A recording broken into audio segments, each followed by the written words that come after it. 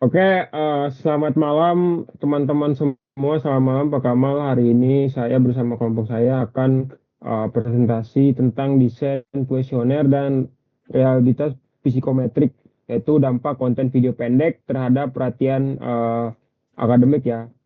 Jadi anggota tim saya di sini pertama adalah, silakan. Dengan saya, Hilton Marcelino, Aldi Duyandara dengan NIM 1080 92500012. Saya Bagas Marsono dengan NIM 1080 925 00003. Dengan saya Jody Jason Ariel Noya dengan NIM 1080 92500020. Dengan saya Ahmad Alzeki Afila dengan NIM 1080 925 00022. Dan kita akan mulai saja presentasinya. Untuk slide selanjutnya akan dibacakan oleh Ahmad Al-Zeki. Baik, yang pertama itu desain keterikatan atau engagement design. Fokusnya itu menyoroti bagaimana ekosistem media sosial modern dirancang. Poin pentingnya yaitu mengambil contoh platform TikTok, Instagram, Reels, dan YouTube Short. Memiliki karakteristik durasi singkat dengan variasi konten yang konstan, terus berubah dengan cepat saat di scrolling. Sistem ini sengaja dirancang untuk retentis maksimal, artinya membuat pengguna ketagihan dan terus bertahan di aplikasi. Kapasitas akademik atau academic capacity. Fokusnya itu menyoroti kemampuan kognitif dan biologis mahasiswa yang dibutuhkan untuk belajar.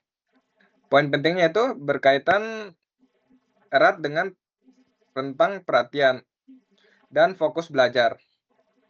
Dunia akademik untuk menuntut kemampuan memproses informasi yang butuh durasi panjang. Misalnya membaca buku, teks jurnal, atau mendengarkan kuliah. Tujuan riset yaitu bertujuan untuk mengukur secara empiris benturan antara kebiasaan digital mahasiswa, paparan konten durasi pendek yang konstan dengan kapasitas kognitif asli mereka yang dituntut untuk fokus dalam durasi panjang. Untuk selanjutnya, Maaf, saya lanjut. Penelitian ini memiliki 3 tahap utama. Pertama, profiling untuk mengidentifikasi karakteristik penggunaan video pendek mahasiswa. Kedua, diagnostis untuk mengukur gangguan perhatian selama belajar. Ketiga, validation untuk memastikan instrumen yang digunakan valid dan reliable. Untuk slide keempat, yaitu di sini ada cetak biru instrumen, yang bagian A-nya adalah demografi atau konteks dasar. Pertama, bagian A ini untuk mengumpulkan data demografi sebagai konteks besar bagi responden. Di sini kita menanyakan nama, inisial, umur, serta program studinya. Nah, seterusnya format pertanyaannya itu menggunakan jawabannya yang singkat ya. Yang kedua itu adalah bagian B, yaitu karakteristik atau pola kebiasaan. Nah, selanjutnya yang bagian B ini untuk melihat pola kebiasaan responden dalam penggunaan teknologi atau aplikasi. Poin yang diukur ini tuh termasuk dalam preferensi aplikasi, durasi, terus prime time penggunaan ataupun kayak seberapa banyak jam dia menggunakan. Terus di sini ada bagian yang disajikan itu dalam bentuk pilihan ganda. Nah, di bagian C itu ada dampak kognitif atau inti diagnostik. Bagian C ini merupakan inti diagnostik dari instrumen ini untuk mengukur dampak kognitif. Ada 3 hal utama yang dinilai. Di sini tuh ada 15 indikator gangguan fokus belajar, terus penilaian prokrastinasi, serta defisit atensi, dan juga ketergantungan ya. Nah, karena sifat yang mengukur tingkatan ini, kita menggunakan skala Likert 1 sampai 5. Oke, selanjutnya saya akan menjelaskan lebih lanjut tentang cetak biru instrumen atau bisa dibilang dari draft pertanyaan kita ya, yang dijelaskan oleh saudara Jody Jason. Untuk sekarang saya akan share screen karena draftnya ada di file PDF dari kelompok kita. Saya ngecek dulu. Oke, ini adalah bab 2 dari file kita, yaitu draft questionnaire yang bagian A seperti yang dibilang tadi adalah menyebutkan nama, umur, program studi, atau bisa dibilang data demografinya ada. Untuk bagian B, pertanyaannya ada 3 pertanyaan, yaitu aplikasi mana dan tentang rata-rata waktu yang dihabiskan dan kapan waktu yang paling sering untuk membuka aplikasi. Dan untuk jawaban bagian C yang paling banyak, kita mengambil 15 pertanyaan dengan sistem skala Likert dari skor 1 sampai 5 dengan skor 1 yang STS atau bisa dibilang sangat tidak setuju dan skor 5 sangat setuju atau bisa dibilang SS. Ini adalah draftnya, saya scrollkan untuk dibaca.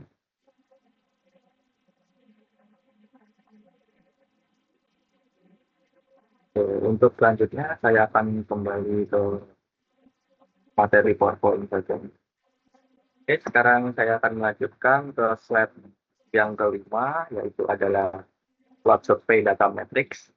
Di sini kita mengambil 14 responden uji coba. Dan kita sudah menyebarkan link Google Form kita ke berbagai orang dan berbagai komunitas, dan sebenarnya ada lebih dari 14 responden, tapi kita lebih mengambil 14 responden demi keefisiensian waktu. Bisa dilihat distribusi intensitasnya. Di sana ada visualisasi untuk mengkonfirmasi pemusatan nilai tinggi pada vektor distorsi, waktu, dan interupsi aktif. Nah, untuk mekanisme pengukuran keandalannya, kita menggunakan rumus ini, yang K adalah jumlah butir pertanyaan, kita mengambil 15 pertanyaan, dan sigma SI2 adalah total varian item atau tingkat volatilitas respon pada setiap indikator tunggal, dan ST pangkat 2 adalah varian total score, sebaran atau dispersi data secara keseluruhan. Untuk fungsinya, koefisien ini mendiagnosis secara matematis apakah 15 pertanyaan yang kita ajukan apakah bekerja selaras dalam mengukur fenomena yang sama atau tidak. Selanjutnya, kalkulasi presisi. Kita mengkalkulasikan dengan K15 dan total varian itemnya 29.000 dan varian total skor totalnya adalah 136.000. Untuk dari mana mendapatkan 29.000 dan 136.000 itu ada di PDF ya. Aku cek screen lagi cara mendapatkannya.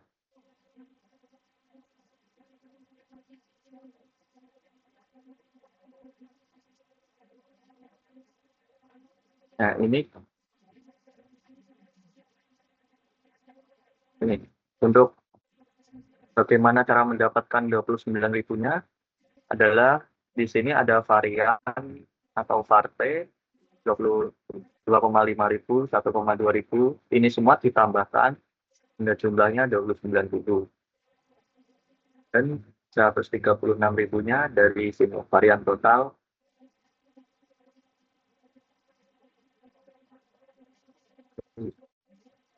Varian total atau ST2. Kita kembali ke slide-nya. Oke, dengan hasil yang tadi kita masukkan ke rumusnya di nomor 2, komputasi rasio. Kita masukkan dan didapatkan hasil dari output presisi kita dengan alfa hasilnya adalah 0,8359. Dan untuk slide 8 akan dilanjutkan oleh teman saya.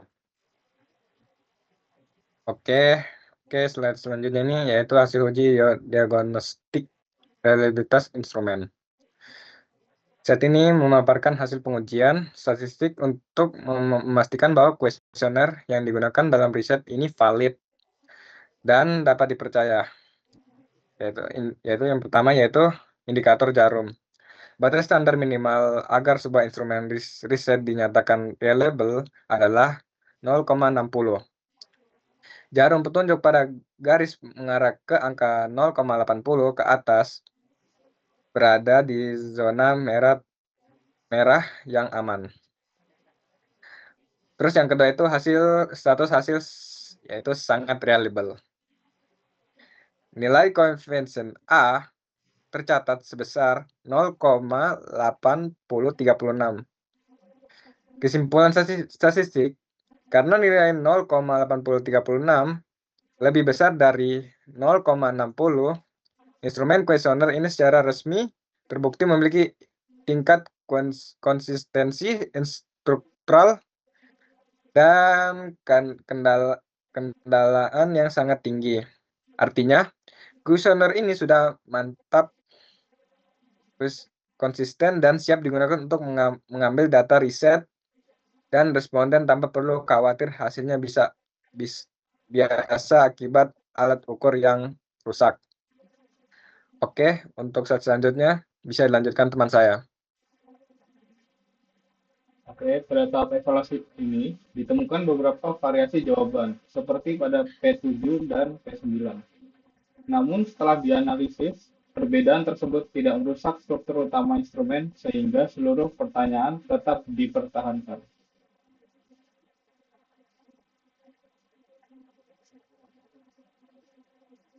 Nah, kita masuk ke terakhir yaitu kesimpulan.